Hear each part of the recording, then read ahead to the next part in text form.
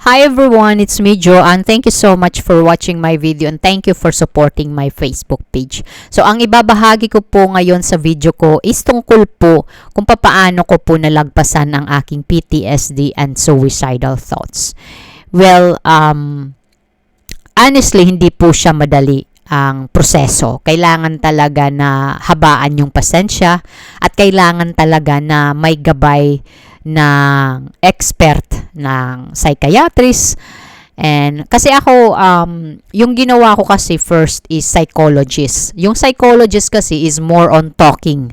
Parang talking therapy lang siya na they give you some like an herbal treatment. But sa akin hindi siya nag-work kasi nga mayroon akong traumatic na na-stuck sa akin. So, kailangan yun ma-heal. Kailangan yun not only for talking therapy but also plus medication. Kasi nga, syempre, may mga ano ka pa talaga na nararamdaman. So, ang hirap pag nasa period ka ng ganun. So, nung time na yun, mas lalo siyang, kumbaga, mas lalo siyang naglumala. Kasi, hindi lang PTSD and suicidal thoughts yung nararanasan ko, but also nocturnal panic attack, yung panic disorder. Gabi-gabi po yan talaga, walang mintis ang atake ng aking panic disorder. I'm very lucky kasi never ko siyang naranasan sa umaga, pero sa gabi talaga. But I'm still in my, kumbaga sa aking recovery procedure. Hindi talaga siya sobrang dali, at lalo na kapag may anak ka, like which is 8 months old. So, mahirap po siya kasi syempre, kapag bagong panganak ka pa lang, need talaga ng katawan mo na makatulog ka talaga para ma-recover mo yung katawan mo. Not only physical but also mental and emotional talaga. So, yun po yung naano sa akin, kumbaga, trauma plus kulang pa sa tulog plus kulang pa sa sa tawag nito, yung pag-aalaga sa anak ko is syempre iba naman dito yung culture nila, iba dito sa Belgium, and then yung pagkain, syempre kailangan ikaw pa talaga ang magluto kasi wala ka talaga ditong maasahan kundi yung sarili mo. Malaki yung pagbabago, marami talagang pagbabago sa akin bilang new mom. I was 26 years old na naging nanay ako. So, sobrang hirap kasi wala kang maaasahan na tutulong sa'yo, plus cesarean pa ako. And then also yung journey ng aking panganganak is hindi siya talaga madali. Sobrang hirap kasi doon ko po nalaman na kapag nasa sitwasyon ka na talaga na ikaw na mismo kumbaga ikaw na mismo yung gumaganap sa storya mo, sobrang hirap. Doon mo marirealize talaga. So, ang hirap niya. Ang hirap. Hindi ko ma-explain. But I know some other people, they will understand kung ano yung gusto kong ipahiwatig. So, yes, hindi nag-work yung psychology. So, nagpa-psychiatrist ako. Pero nung time na yun, I was denial. Kasi sabi ko sa asawa ko, why? Why psychiatrist? I am not sick. I don't have any mental issue. I don't have any problem, sabi ko sa kanya. So, denial talaga ako na I am okay. Walang problema. There's nothing wrong with me. So ako kasi, syempre, as a person na wala kang knowledge, wala kang kaalaman about mental health. So, mahirap.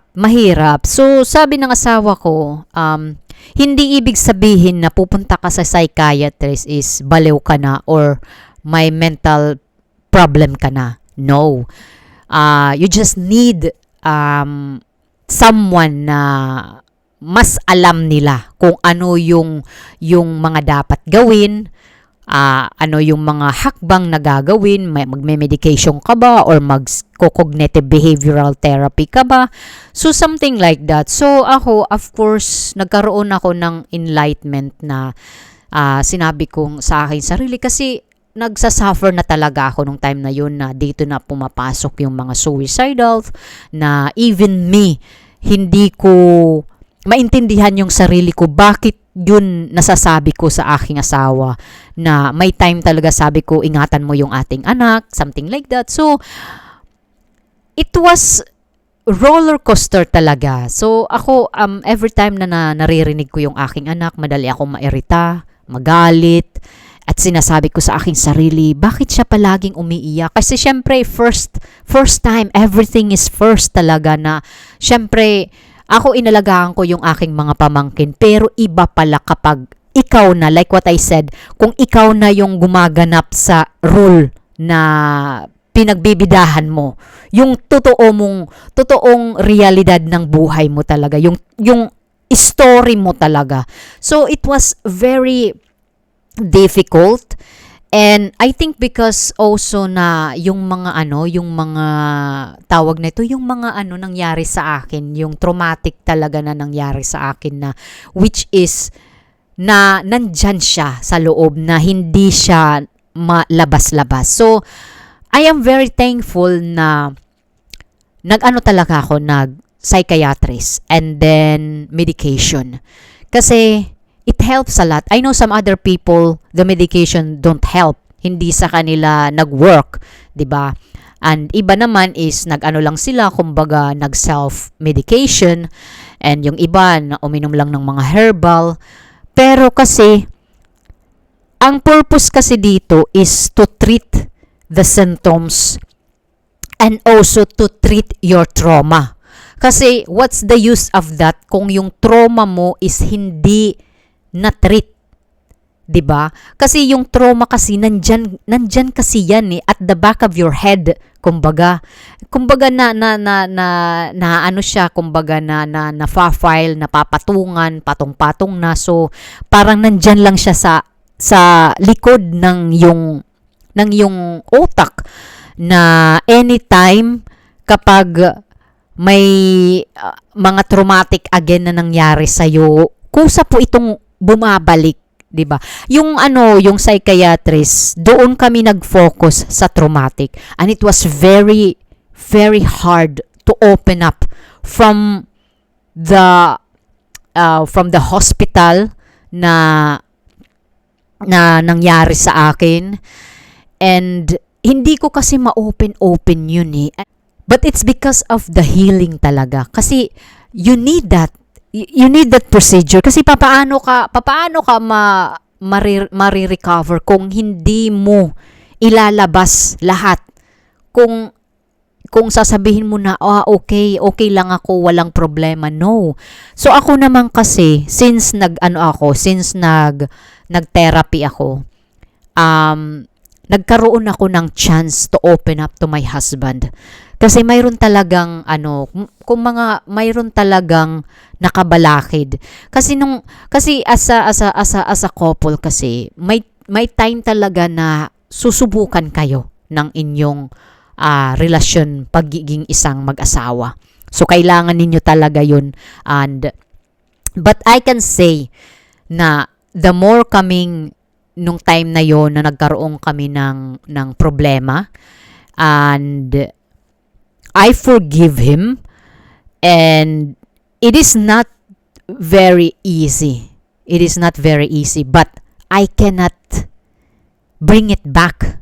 What happened is, it happened, So, ang kaya ko lang gawin is to forget and forgive my husband. It's just kumbaga, misunderstanding talaga. Kasi nga, foreigner siya. Filipina ako.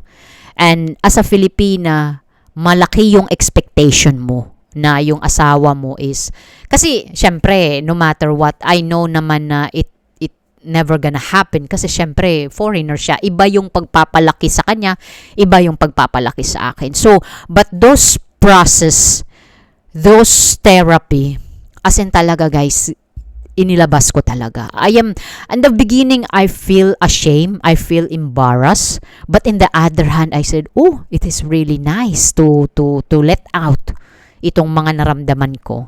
And I also tell that to my husband, kung ano talaga yung puno at dulo. And he really accept na may kasalanan din siya.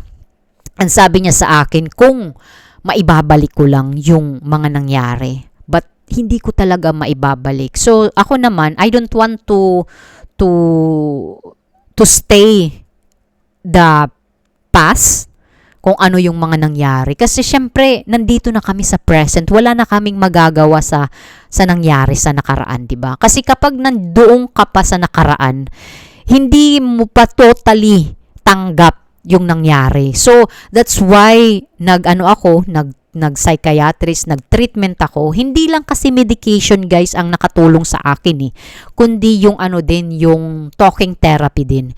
Yung every month ako talaga nagpa-psychiatrist. And this time, since naging okay ako, na-diagnose ako 2016, and that is every month ako nagpapa-psychiatrist at umiinom na rin ako ng antidepressant nung time na yun. It helps a lot, and bumalik na ako sa pag-aral. Nung time na yun, nung bumalik ako sa pag-aral, my son was 1 years old and a half. So, nag-aral ako as a caregiver, and I decide myself na hindi to para sa akin. So, nag-apply ako ng isang cleaning company. First is sa isang retirement home.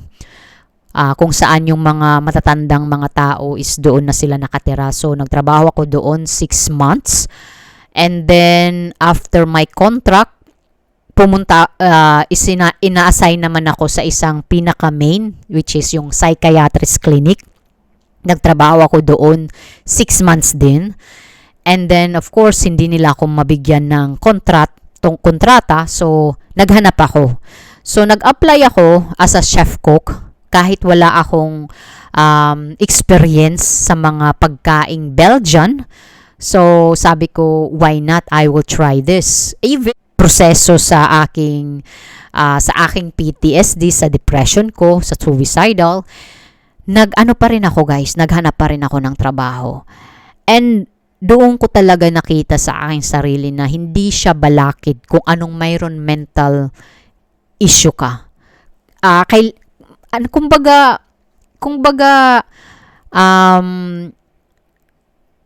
Kumbaga, may puwang ka pa rin makipagsabayan sa mga normal na tao. Kasi hindi talaga nila makikita sa isang tao na may mental issue ka.